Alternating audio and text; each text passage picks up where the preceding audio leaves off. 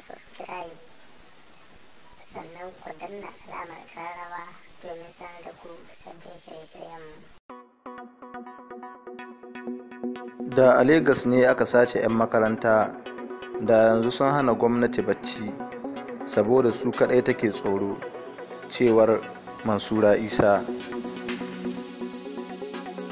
Tsohuwar tauraruwar fina-finan Hausa Mansura Isa ta bayyana takaicinta kan yadda aka rasa samun nuna halin damuwa da sace ɗalibai da ake yi a arewa,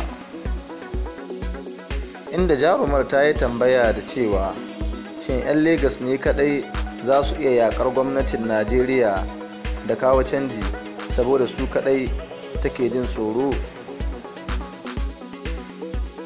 inda ta bayyana cewa suna fitowa su bayyana damuwarsu ba tare da fargaba ba, kuma kana taba ɗaya daga cikinsu kamar ka taba dukansu ne, ba sa jayewa juna baya.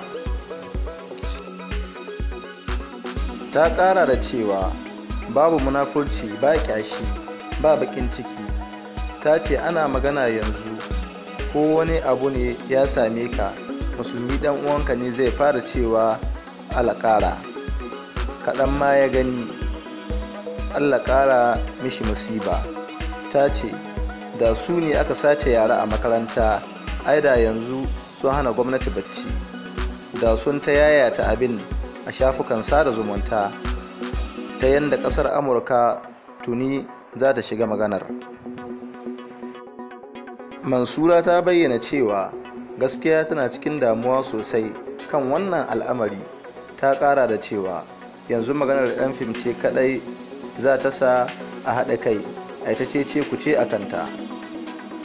Mansura ta ce ba fa wanda zai taimake mu sai mun tashi mun taimaki kanmu. Ta ce tana kira da a fito a yi magana kan matsalolin arewa.